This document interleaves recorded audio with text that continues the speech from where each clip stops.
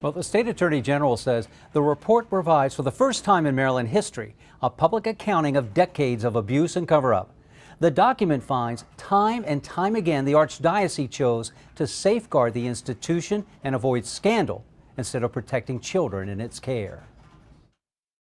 Today, certainly in Maryland, is a day of reckoning and a day of accounting.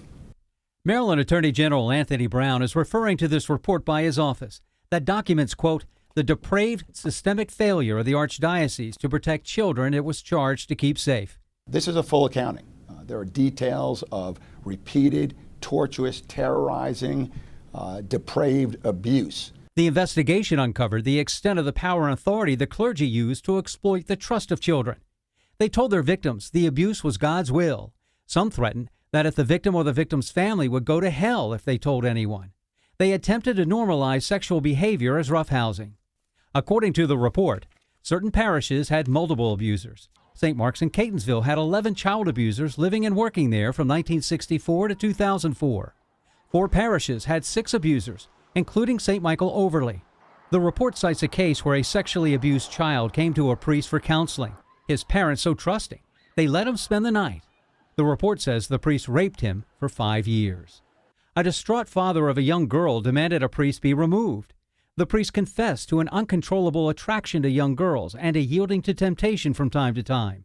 The archdiocese quietly got him into psychiatric treatment and reassigned him to desk work where he would not be exposed to temptation. What we learned is that the incontrovertible history uncovered by this investigation is one of pervasive, pernicious, and persistent abuse by priests and other archdiocese personnel.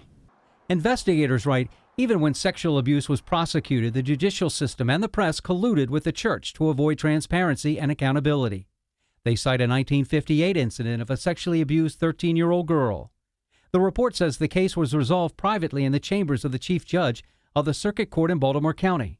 When the victim's mother tried to expose the wrongdoing, the archbishop at the time wrote, the happy influence of a highly placed newspaper man prevented the story from being printed. In 1987, an abusive priest received treatment in lieu of prosecution. The head of the sex crimes unit of the state's attorney's office said she was not inclined to prosecute and sees the value of trying to keep a man like this in ministry. Some of the findings expose bizarre behavior. In a lawsuit filed in 1988, the family of an altar boy complained the priest directed him to dress up in a sexually provocative female costume and sheer nylon swimsuit, and then sexually abused him.